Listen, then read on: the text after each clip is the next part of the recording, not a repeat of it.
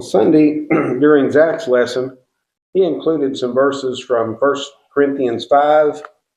I'll be reading a few from there. Not the ones he used, but uh, I tend to, when someone lists a verse in the Bible and starts to read through that, I tend to start reading a verse or two ahead of that, before that, and then I also tend to read a little bit more. Well, sometimes that causes me to miss the next thing that's been said, but I want to make sure understand better what is actually making the point that's being made. And of course, with Zach giving us an outline, it helps me catch back up sometimes better than other times. But as he looked at the verse that talked about the Paschal Lamb, which was in verse 7, I kind of read on down a little bit more and wanted to talk about that. Because starting in verse 9, this is Paul's, again, writing. He says about another letter. And again, this is 1 Corinthians 6. So when we read, this is just a side issue, but when we read verse 9, I wrote to you in my letter not to associate with immoral men. Well, what letter was that? This is just a side point, but it's not 1 Corinthians because we're reading it. So there was another letter that we don't have that Paul wrote other things on. Now, we don't need to know what that letter is to understand God, but it just points out that we don't have everything that was said by everybody in the first century.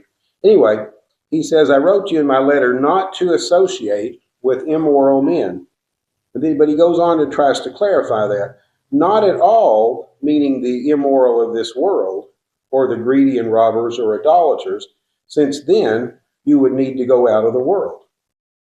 So when he's in verse 9, he's saying that it seems like he's trying to clarify a misunderstanding that some of those people had, that you have to be able to associate with immoral people in order to exist in the world. Otherwise, we would be like some of these characters in certain religions, I'll say monks, for instance, who we read about, who isolate themselves on a mountaintop so they will not have any interference from anybody. Well, God doesn't want us to not associate with immoral people, because how else can we teach them? We're spending this whole time lately talking about contending for the faith. Well, if you never associate with anyone who needs contending with, then how do we accomplish anything that God wants? So, but he's making that point in verse 9. And I think it's really important to realize that we have to work with the lost, that are those in the world. And those that are lost, by definition, are those that are sinful people. Not necessarily the specific things that are listed here, but are sinful people. So we can't isolate ourselves from that. We want to make sure we don't get, sucked into it and become like them.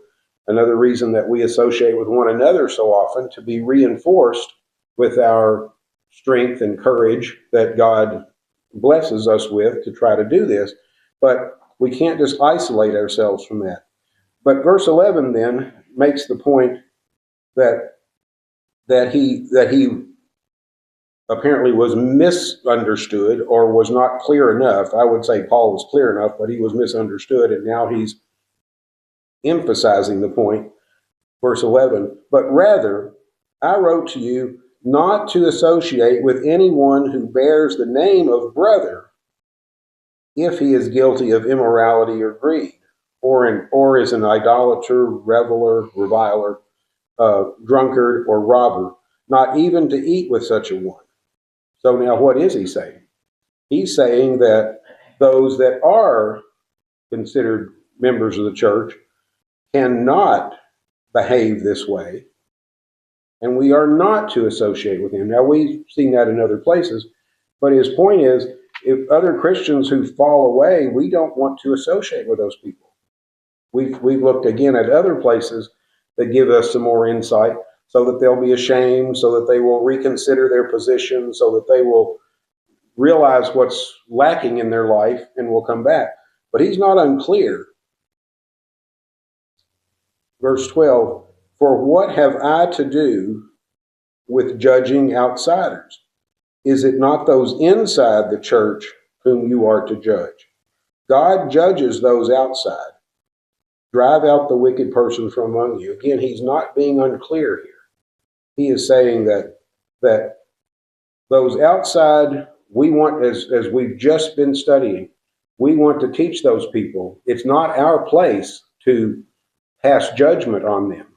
It is our place to show what God has said through either Christ, through God himself, through Christ, through the apostles, through the other writers. It is our place to show them what God has said. But we are not the Archangel Michael, who also did not have that authority. We are subjects of God, and we are to proclaim what he has told us. If he has rebuked somebody, then we can say that God has rebuked you, or Christ has rebuked you, or the law, our law, the new covenant has counted you as guilty, and here's why.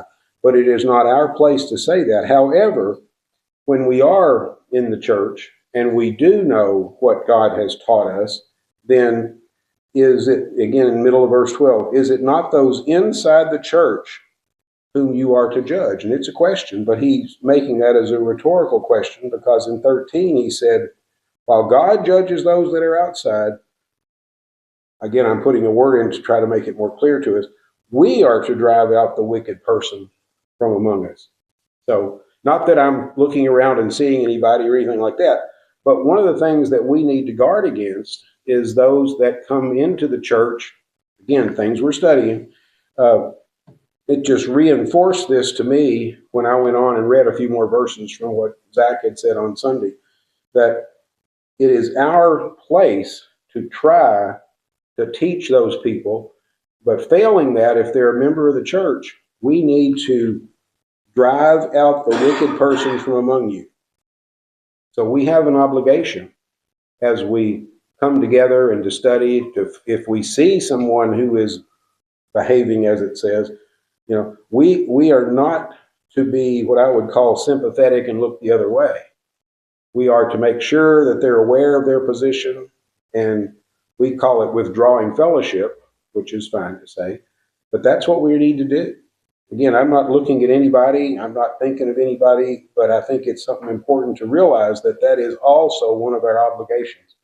Now, when we go on into chapter 6, it talks about some more dealings with brethren and how it would be better to, if you have a disagreement with your brother, to work that out and not to turn that over to some unbelieving person who we somehow expect to make a better decision than those that are faithful to God. Seems like if we had a disagreement, we ought to be better able to work that out rather than turn it over to a godless heathen. And I'm smiling when I say that, but to someone who's not trying to follow God, someone who is not trying to serve God in any way.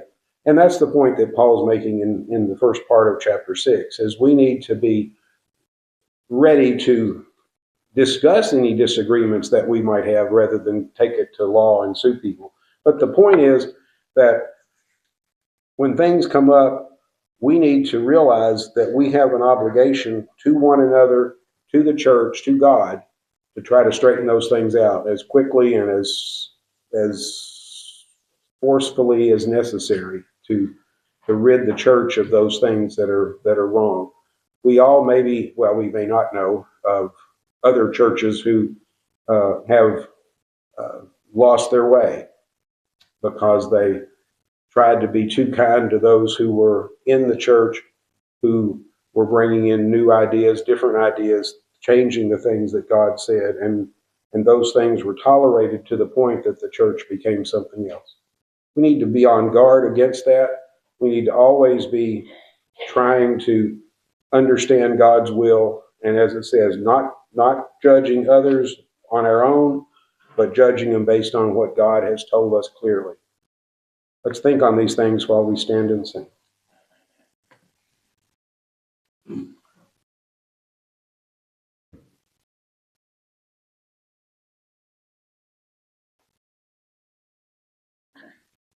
The voice of the Savior says, come.